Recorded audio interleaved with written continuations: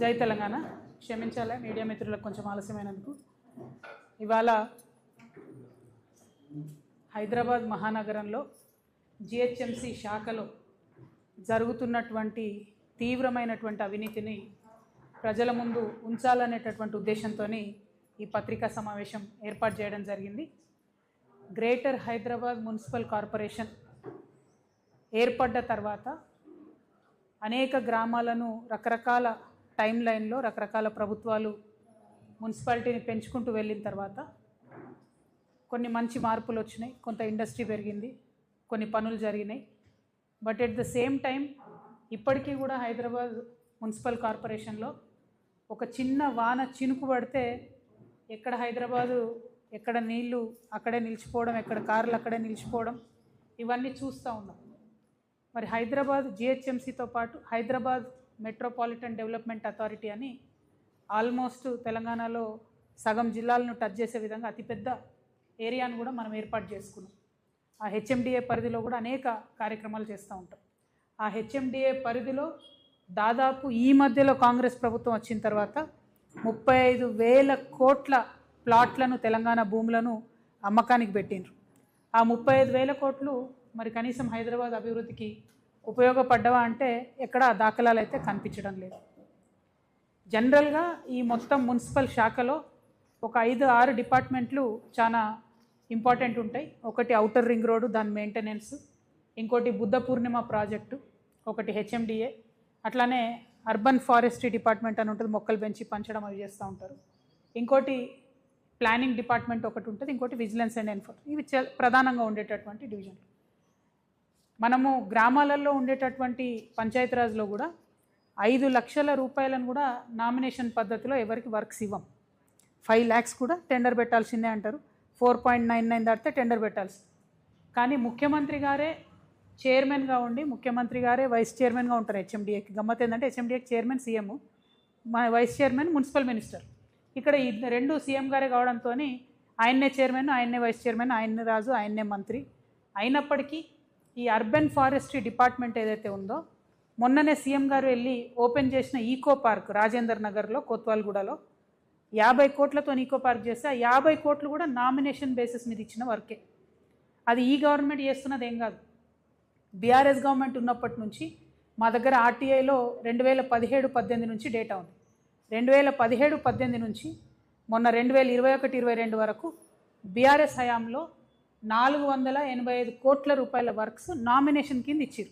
అంటే ఏం లేదు, వాళ్ళు ఎవ్వరు కూడా మళ్ళీ సర్టిఫైడ్ కాంట్రాక్టర్స్ కాదు, మొత్తం ఆ 17 నుంచి ఇప్పటి వరకు ఇచ్చిన వాళ్ళు కూడా అదే ఒరవడిని కొనసాగిస్తూ ఇప్పుడు వచ్చినటువంటి రేవంత్ రెడ్డి గారు కూడా 2 సంవత్సరాల్లో 1,148 కోట్ల రూపాయలను నామినేషన్ బేసిస్ మీద ఇచ్చేసారు.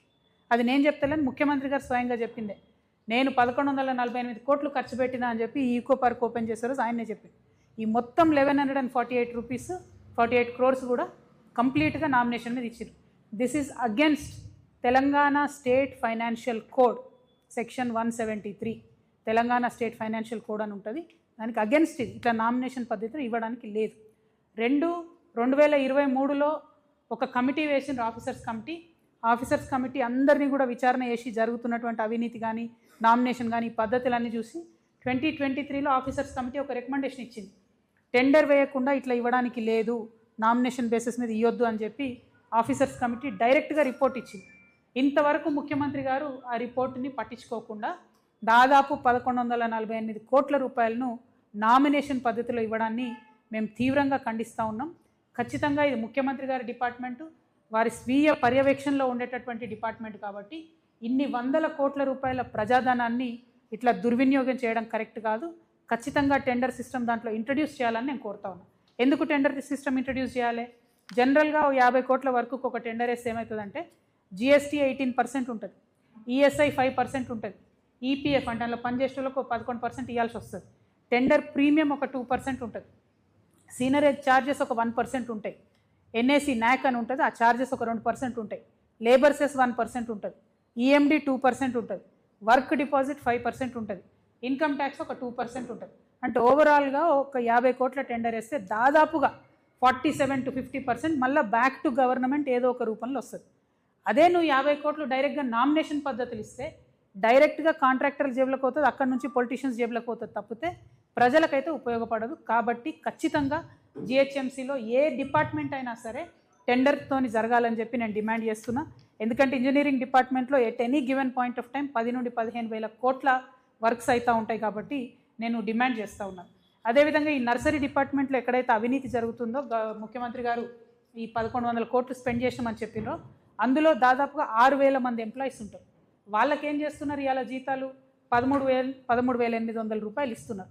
యాక్చువల్లీ వాళ్ళు స్కిల్డ్ లేబర్కి సెంట్రల్ గవర్నమెంట్ జీవో ప్రకారం మీరు 23,000 రూపాయలు ఇవ్వాలి. అది ఇవ్వకుండా కేవలం 13,800 రూపాయలు ఇస్తూ ఉన్నారు.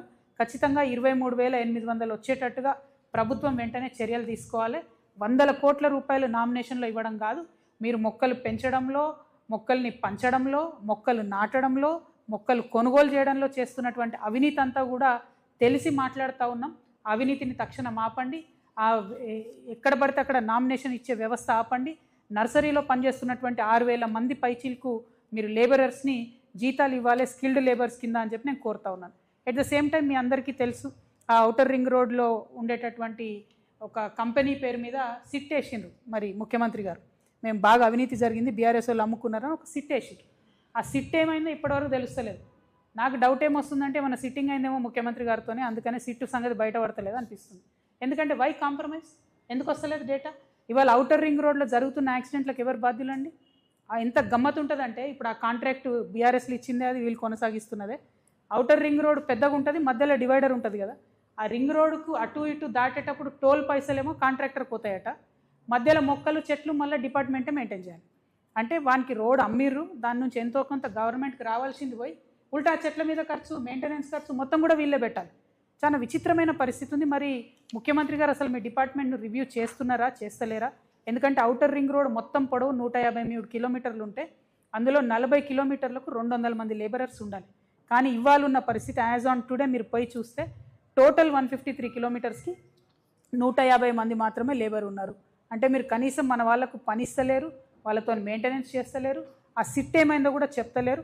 ఆ సిట్ ఏమైందన్న విషయాన్ని కూడా ప్రజలకు తెలియజేయాలని చెప్పి నేను కోరుతున్నాను. ఓఆర్ఆర్ మీద భద్రత అంటే సిగ్నల్ వ్యవస్థ లేక, ప్రాపర్గా పెట్రోలింగ్ లేక యాక్సిడెంట్స్ అవుతూ ఉన్నాయి. ఇక గంజాయితో జరిగే యాక్సిడెంట్లు విపరీతంగా పెరుగుతున్నాయి. కాబట్టి వాటి మీద ముఖ్యమంత్రి గారు శ్రద్ధ పెట్టాలని నేను కోరుతా ఉన్నాను. అయితే విచిత్రం ఏంటంటే ముఖ్యమంత్రి గారు శ్రద్ధ ఒక డిపార్ట్మెంట్ మీద బాగా గట్టిగా పెడుతున్నారు, దాన్ని ప్లానింగ్ డిపార్ట్మెంట్ అంటారు. అయితే ఈ ప్లానింగ్ డిపార్ట్మెంట్లో ఈ సంచులు మోసే భీమ్బాయ్ ఉంటారు ముఖ్యమంత్రి గారి దగ్గర, ఆయన పేరు చెప్పడం నాకు ఇష్టం లేదు కానీ ఆయన కంప్లీట్గా ఆయననే ఇన్ఛార్జ్ అన్నట్టు.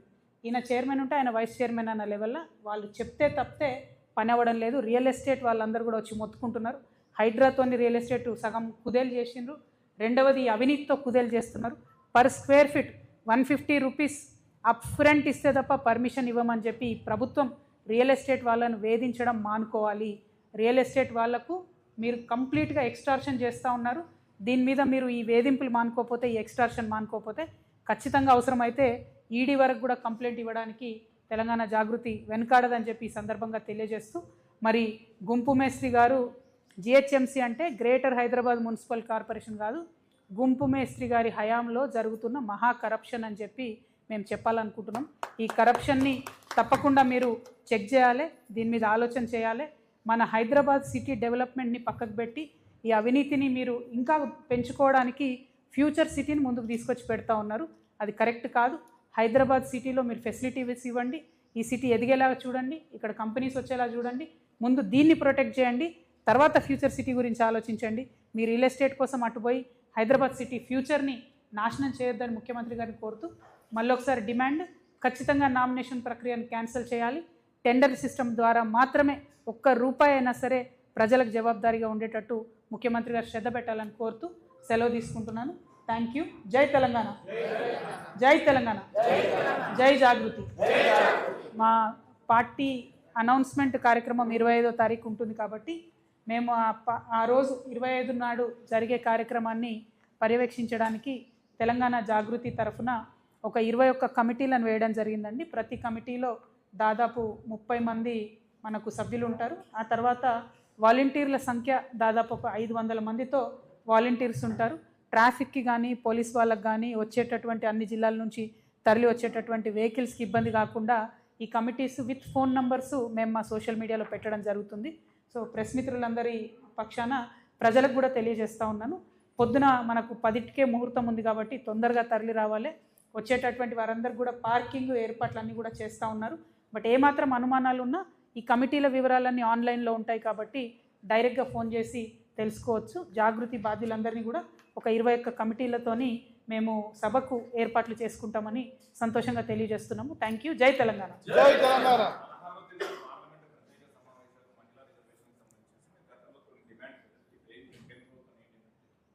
ప్రధానంగా ఒకటండి, మహిళా బిల్లు మీద పాత సెన్సెస్ని ఇప్పుడు అప్లై చేయడం అన్నది చాలా అన్యాయం. ఆల్రెడీ దీనివల్ల మొన్న జరిగిన పార్లమెంట్ ఎన్నికల్లో మహిళలకు అవకాశాలు పోయినాయి. దాదాపు 10-12 రాష్ట్రాల ఎన్నికలు జరిగినాయి, వాటన్నిటిలో కూడా మా అవకాశాలు పోయినాయి. ఇప్పుడు ఈ అవకాశాలన్నీ పోగొట్టింది 2027 సెన్సెస్ వస్తే ఆ డీటెయిల్స్తో ఏదో లాభం జరుగుతుందని మేము అనుకున్నాం. ఇంకొక ఏడాది అయితే 2027 వస్తుంది. మరి ఆ సెన్సెస్ కోసం ఆగితే డెఫినెట్గా మహిళలకు ఇంకొన్ని సీట్లు ఎక్కువ పెరుగుతాయేమో అని ఒక ఆలోచన. రెండవది, ఈ సెన్సెస్లో కులగణన చేస్తామన్నారు కాబట్టి బీసీ బిడ్డలు ఎంతమంది ఉన్నారో లెక్క పెడతారు కాబట్టి బీసీ ఆడబిడ్డలకు రిజర్వేషన్ వస్తుందేమో అని మేమందరం కూడా ఆశపడ్డాం. కానీ ఆ 2027 సెన్సెస్ వరకు ఆగకపోవడం వెనుక భారతీయ జనతా పార్టీ మరొకసారి వాళ్ళు బీసీ వ్యతిరేకులు అని చెప్పి వాళ్ళంతటా వాళ్ళే నిరూపించుకుంటా ఉన్నారు. దయచేసి బీసీ బిడ్డలు ఆడబిడ్డలు వేచి చూడొద్దు. చాలా బలంగా మనం కోరాల్సిన అవసరం ఉంది. అర్జెంట్ ఏం లేదు మనకు ఇప్పుడు సీట్ల కోసం, ఎందుకంటే మధ్యలో ఇంకొక 5-6 రాష్ట్రాల ఎన్నికలే ఉన్నాయి. 2027 తర్వాత చేస్తే సీట్స్ పెరుగుతాయి, బీసీ రిజర్వేషన్ కోసం కూడా ఫైట్ చేసే అవకాశం ఉంటుంది కాబట్టి దానికోసం వేచి చూడాలన్నది మా ఆలోచన. బట్ 16th, 17th, 18th మేము కూడా డ్రాఫ్ట్ బిల్ వచ్చిన తర్వాత స్టడీ చేస్తాం. అవకాశం ఉంటే ఢిల్లీకి కూడా వెళ్దాం అనేటటువంటి ఆలోచనలో ఉన్నాం.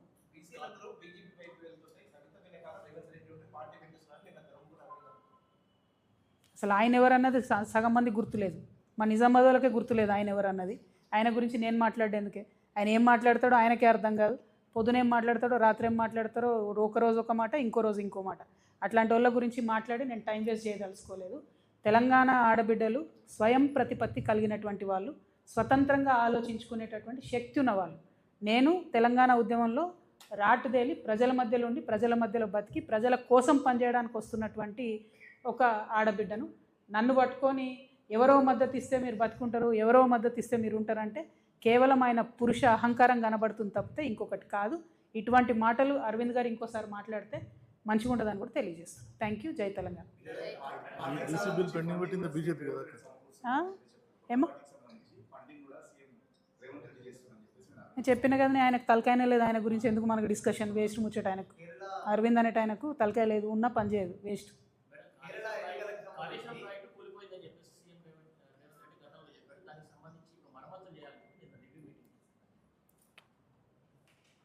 సేమ్ థింగ్ రాజు గారు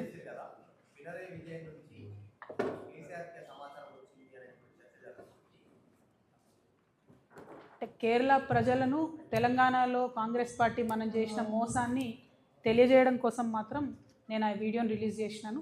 అంతో ఇంత కేరళ ప్రజలు కాంగ్రెస్ పార్టీ చేసిన మోసాన్ని తెలుసుకొని లిబరల్ లెఫ్ట్ని గెలిపిస్తే నేను సంతోషపడతాను. డెఫినెట్గా అందులో డౌట్ లేదు.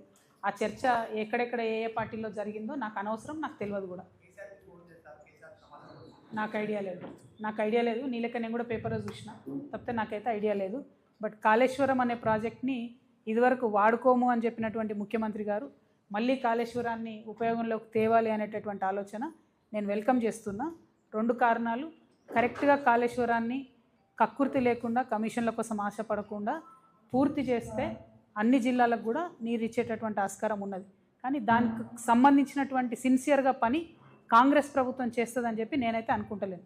ఎందుకంటే వాళ్ళు కర్కశంగా గత 2.5 సంవత్సరాలుగా అన్ని సీజన్లలో కూడా కాళేశ్వరం ఫెయిల్ అయిందని చెప్పడానికి 8.5 లక్షల ఎకరాలను ఎండబెట్టిరు. తెలిసి అంత కర్కోటకంగా ఉంది కాంగ్రెస్ ప్రభుత్వం. కాబట్టి అటువంటి ప్రభుత్వం కాళేశ్వరం రిపేర్ చేస్తుందంటే అది కేవలం కమిషన్ల కోసమే అని చెప్పి నేను అనుకుంటున్నా తప్పితే రైతుల కోసం అయితే కాదు. Thank you. జై తెలంగాణ.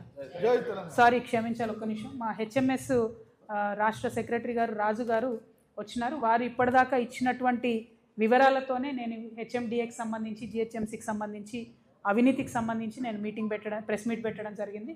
అనేకమైనటువంటి ఆర్టీఐలు వేసి చాలా సంవత్సరాలుగా కొట్లాడుతున్నారు. దాదాపు ఒక 30,000 మంది జిహెచ్ఎంసీ కార్మికుల రిప్రజెంటేటివ్గా రాజు గారు మరి ఈ సమాచారాన్ని అంతా ఇచ్చినందుకు వారికి మనస్ఫూర్తిగా ధన్యవాదాలు తెలియజేస్తున్నాను. నెక్స్ట్ టైం ఇంకా సానుకూలంగా చాలా డీటెయిల్గా ఫైట్ కంటిన్యూ చేద్దాం. కాకపోతే మళ్ళీ ఒకసారి ముఖ్యమంత్రి గారికి ఒకటే డిమాండ్, దయచేసి టెండర్ ప్రక్రియను రద్దు చేయండి.